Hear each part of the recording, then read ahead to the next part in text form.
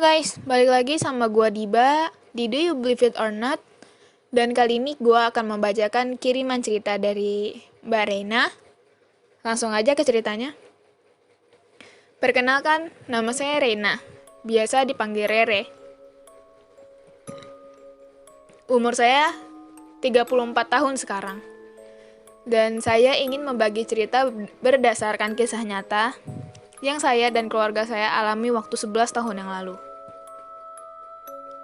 Kisah ini berada tepat di kampung saya sendiri, dan kampung saya berada di daerah pelosok Sukabumi perbatasan dengan Banten. Maaf karena saya tidak kasih spesifik letak daerah kampung saya di mana, karena ada beberapa faktor, dan takutnya menjadi aib di kampung itu sendiri. Dan sebenarnya saya itu dulu anaknya memang pendiam, bahkan saya juga nggak terlalu kenal sama warga sekitar. Kejadian ini dimulai bulan Desember tanggal 27, liburan tahun baru. Hari itu, bapak dan ibu saya pergi ke rumah nenek saya yang berada di Pelabuhan Ratu.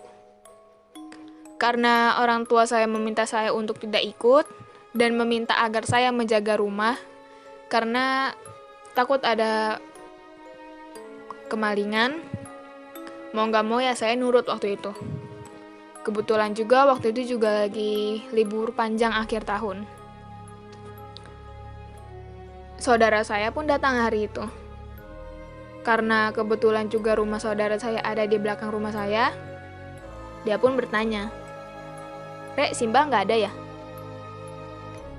Saya pun jawab, "Iya lagi pergi nggak di rumah." Mungkin karena saudara saya tahu ibu dan bapak saya lagi nggak di rumah, dia pun berinisiatif untuk nemenin saya waktu itu. Saudara saya ini namanya Tarya. Saya sama Tarya tidur di ruang TV berdua. Jam 3 pagi, saya kebangun karena saya kaget. Karena tiba-tiba saudara saya itu tiba-tiba nangis kejar sambil bilang, "Maafin aku, Bu." Dan karena saya pikir ngigonya udah parah ya, saya bangunin lah ya saudara saya. "Tar, bangun, Tar. Tar, bangun. Kamu ngigo, istighfar, Tar." Karena dia ngigo sampai nangis kejar gitu ya saya tanya, "Kamu mimpi apa aku sampai nangis?" Tapi pas saya tanya, dia cuma diem aja. Gak lama abis kejar ngigo itu lagi, dia tidur. Pagi harinya, Tarya bilang ke saya, "Rek, aku mau ke sawah ambil kayu, kamu mau ikut gak, Rek?" Karena waktu itu saya lagi gak mau kemana-mana, ya saya jawab, "Enggak, Tar, aku gak ikut." Dan sekali lagi Tarya ngajakin, "Yakin kamu gak mau ikut, Re?" Dan saya jawab, "Iya, enggak, Tar, kamu aja. Soalnya aku juga mau bersih-bersih rumah." Di saat saudara saya lagi siap-siap mau pergi ke sawah,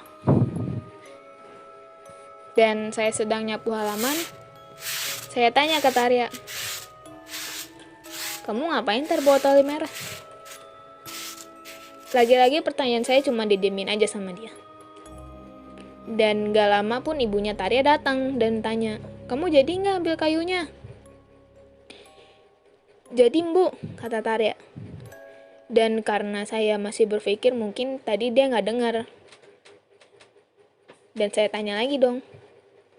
Dan mengingatkan, "Tar, kamu kalau ke sawah makan dulu aja biar nggak lemes, soalnya ini udah keburu siang juga." Lagi dan lagi. Omongan saya cuma didiemin sama dia. Dan saya udah bingung dong. Di situ ini anak kenapa gitu loh, kok nggak kayak biasanya. Sorenya jam 4:30. Ketika saya selesai masak, tiba-tiba saya kaget ngeliat Tarya yang udah duduk di depan TV. Tapi memang hari itu dia gak seperti biasanya. Yang saya lihat waktu itu, dia hanya duduk di depan TV, tatapannya kosong, dan pucat mukanya. Ya karena saya gak mau terjadi apa-apa, saya langsung samperin dia, "Tar, kamu ngapain di sini? Kok tumben banget datang gak bilang-bilang?" Lagi dan lagi omongan saya cuman dihiraukan sama dia. Dan karena muka dia pucat banget, Saya tanya, kamu udah makan, Tar? Dari pagi tadi pas dia berangkat ke sawah sampai sore itu dia cuman diam aja saya tanya.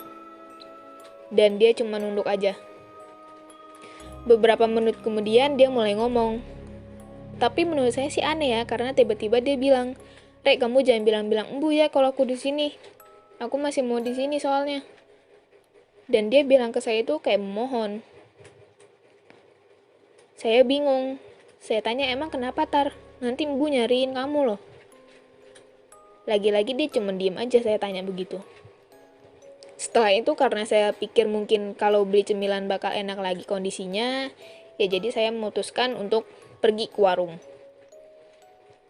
Tapi ternyata gak lama saya beli cemilan ke warung, ada tetangga yang nyamperin saya dan bertanya, "Rek, kamu lihat Arya nggak? Kata embu dia nggak pulang tadi nyariin." Dan saya sebenarnya nggak enak hati karena takutnya saya dikira nyembunyiin Tarya. Dan setelah saya sampai rumah saya, embu Tarya datang ke rumah dan nanya ke saya, "Rek, kamu nggak lihat Tarya?" Dan karena saya pikir embunya udah datang ke rumah, jadi saya masuklah ke rumah saya dan berniat ngasih tahu ke Tarya bahwa embunya nyariin. Tapi tiba-tiba aja Tarya udah nggak ada di rumah saya. Sontak saya bilang ke embu, "Bu, tadi Tarya ada di rumah." Dan bilang jangan kasih tahu ke embu kalau dia di sini dan nggak mau pulang. Dan tadi karena embu nanyain, saya niat mau kasih tahu ke Tarya. Tapi Tarya nggak ada di rumah, Bu. Dan Bu nanya Tarya ke saya, "Tarya kenapa nggak mau pulang, Rek?" Saya jawab, "Saya juga nggak tahu, Bu. Kemarin juga pas dia temenin saya di sini, Tarya ngigo sambil nangis kenceng dan bilang minta maaf ke Embu." Dan setelah kehilangan Tarya hari itu, keadaan makin kacau karena 3 hari Tarya sudah menghilang. Saya pun berinisiatif untuk menelpon orang tua saya untuk segera pulang. Kebesokan harinya, hari keempat, Embu meminta tolong warga di kampung untuk membantu mencari Tarya. Kami semua warga sekampung mencari Tarya di hutan, di sawah, hingga tempat Tarya terakhir datangi. Tapi hasilnya pun nihil. Tarya tetap tidak ditemukan oleh warga. Di hari kelima, Embu pun mulai pasrah dan dengan kehilangannya Tarya. Dan mengikhlaskan dan berdoa kepada Allah agar kalau memang selamat tolong ketemukan kembali, dan kalau memang tidak selamat tolong diketemukan jasadnya Tarya. Hari itu pun warga di kampung kembali mencari Tarya, lebih terpelosok lagi ke dalam hutan yang lebih dalam. Setelah dicari sampai sore, Tarya pun akhirnya ketemu di dalam hutan tersebut. Namun kabar duka datang. Tarya ditemukan tidak selamat. Jasad Tarya ditemukan tergantung di pohon pete dengan tali warna merah yang sebelumnya dia bawa sebelum pergi ke sawah. Dan badan Tarya sudah bau busuk dengan belatung dan sudah membengkak dengan tubuh yang sudah berwarna biru. Jasad Tarya pun diturunkan dari pohon pete dan dimasukkan ke dalam terpal dan hanya disemprot wangi-wangian. Dan naasnya, jasad Tarya pun tidak dikubur dengan wajar.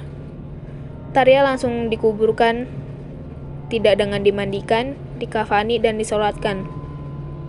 Jasadnya langsung dikubur bersama terpal tersebut.